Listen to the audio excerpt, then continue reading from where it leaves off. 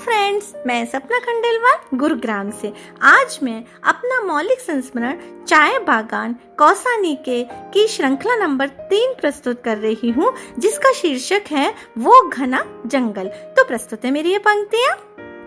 मार्ग में एक जगह और सुंदर सी शेड में हमें वेल्डिंग का काम होते दिखा। हम आज तो ऊपर और ऊपर चढ़ते ही जा रहे थे, फिर रेस्ट करने को सीढ़ियों पर बैठ गए। तभी वहाँ एक फैमिली और हमारे पास बैठ गई। आप और ऊपर चलेंगे तो हम भी साथ चल पड़ते हैं आपके, क्योंकि कोई और तो यहाँ से आता जाता दिख नहीं रहा है, एक से भले 2 परिवार, उन्होंने कहा।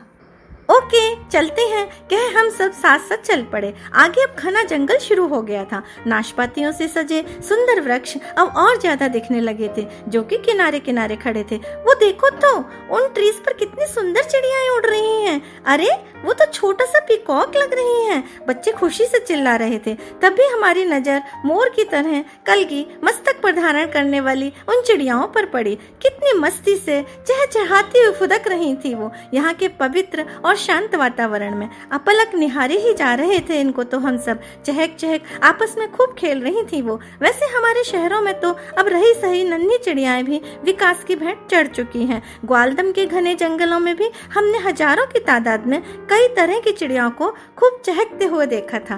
तो चलिए अब हम वापस इन बागानों में आते हैं। यहाँ हम चलते चलते सोच रहे थे कि देखते हैं ये सीढ़ियाँ कहाँ पर जाकर समाप्त होती हैं। क्या कहना है आपका?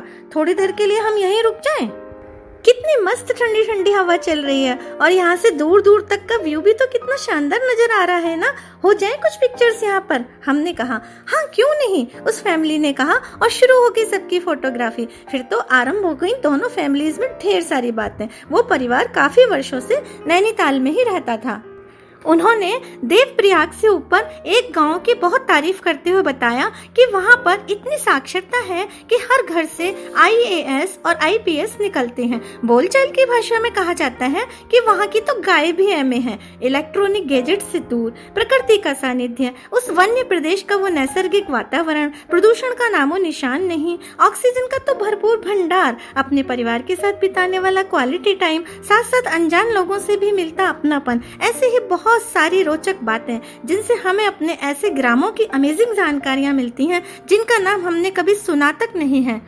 यहाँ आकर हमने महसूस किया कि केवल किताबी ज्ञान ही सब कुछ नहीं होता। एक दूसरे के अनुभवों से भी बहुत कुछ सीखना भी कितना जरूरी है ना हमारे लिए। पुस्तकीय ज्ञान अर्जित कर चाहे स्वयं को हम कुछ भी समझने लगे, लेकिन जब हम नेचर के महाग्रंथों को पढ़ते हैं तो लगता है कि जीवन का एक एक पल भी फॉरेस्ट लाइफ को समझने के लिए बहुत ही कम है।